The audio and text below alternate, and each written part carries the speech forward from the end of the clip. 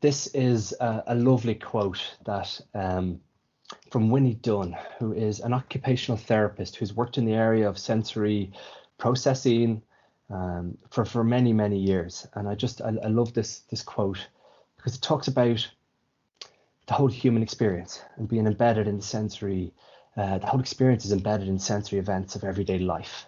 And that we're all sensory beings. And so much of life is through our senses and through sensation.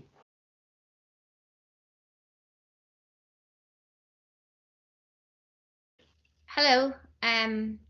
So I'm going to talk about what is sensory processing. So sensory processing is how we perceive information from our senses about the environment, and it plays a big part in how our experiences are created.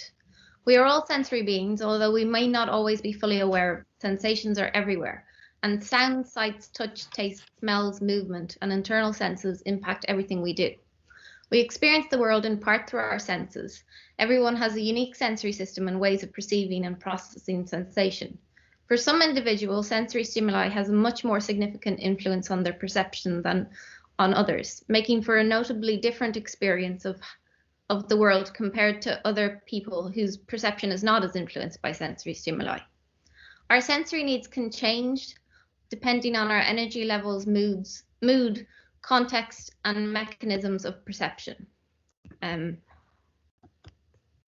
So a lot of people think we only have 5 senses, but we actually have at least 8. So there's the 5 that we already know: auditory, which is the sounds that we hear, or sound and what we hear; olfactory, which is smell; tactile, which is touch; gustatory, which is taste; visual then is what we see and what we sense with our eyes.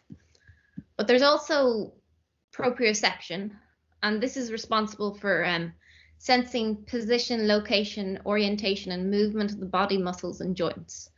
Proprioception also detects where our body parts are in space relevant to other parts, and how much effort we use to move our body parts. So for example, our proprioceptive senses tell us about the force that we use in closing a door, or the force that we put on the ground, maybe when we're doing like a press up or a sit up. And then we also have vestibular. So this is our sense of balance and orientation in space. It informs us about the movement, rotation, and position of our head relative to gravity. It also influences our posture, head and eye movement, and breathing. So vestibular senses might tell you where your head is at while you are doing a tumble. So where your head is in relation to above you and below you. And then the next sense, which is probably the least known sense, but it's also it's one that's really, really important because it interacts so much with the other senses. So that's interception. Interception detects and interprets internal senses that inform us about our physiology and what our internal organs are feeling. So it reports what is going on inside our bodies. It detects things like hunger and thirst and tiredness, nausea, heart rate, breathing, and other bodily sensations. It's also really important, as I said, because it impacts with all the other sensory systems and our self-awareness and our emotions.